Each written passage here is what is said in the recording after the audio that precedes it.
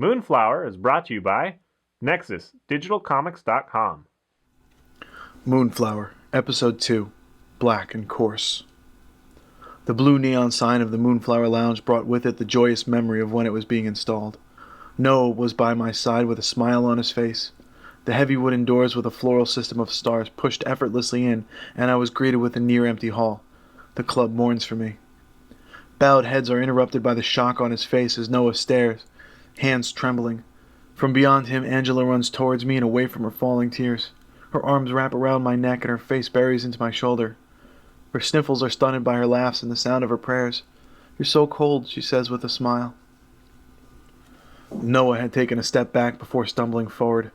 With Angela in my arms, I held my rage from pushing past my eyes and into my fists. He mocks me as he feigns relief. I begin to head to my office, beckoning Noah to follow. My anger pools in my fists and I feel the bullet hole begin to pulse, the only heartbeat I have left. As he enters, I let the rage lash out in a series of failed attempts.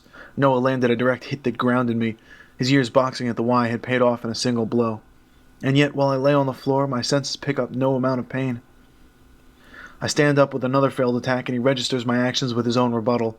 Before I could launch a third attack, he calls to me to stop, tears flaming in his eyes.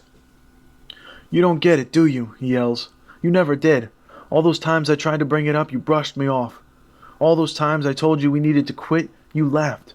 Do you see it now?" His head falls into his large black hands as if to engulf himself in a void. "You dare?" My anger builds further and the bullet hole pulses more heavily. "You have no right to be sad. You killed me." "No," he said behind his sobs. "You killed yourself." He looks at me from beyond his strong fingers.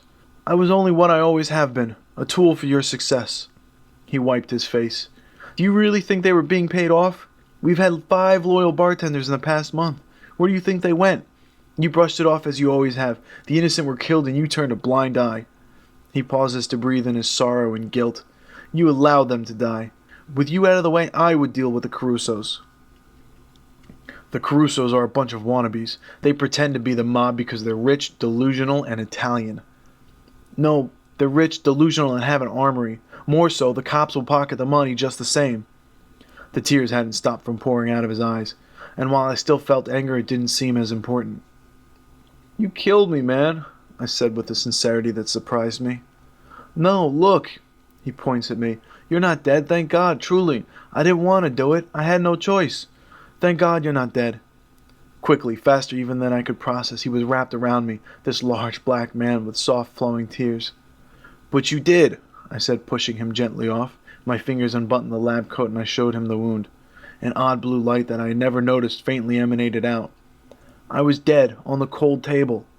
He only shook his head. With the dead wound exposed, however, it began throbbing harder. The blue light joined in, pulsing brighter and brighter until I felt myself emerge through the wound. For the first time, I recognized myself beyond the limitations of the body. My life force tugged at the flesh as it stretched outward. I was folding into myself and escaping the physical form. I hadn't realized just what that meant, however, and when I became rational, when my eyesight adjusted to the other real form, I saw a clawed appendage deep inside my old friend's body. It searched feverishly for his soul. I gasped and pulled hard against myself, drawing back into my body. In normal reality, Noah stared in horror. I mouthed out vowels as I searched for a way to apologize, but my own lack of understanding filled my head with an emptiness that I could not express. I clenched at the wound and ran through the doors. The club was mid-celebration as they saw my frightened scamper. The hem on Angela's skirt was as close to her eyes as I could muster, and I left ashamed and frightened of what I had become. The crow had become black and coarse. My feet pounded against the damp and dirty pavement, far away from anyone who would see the creature I've become.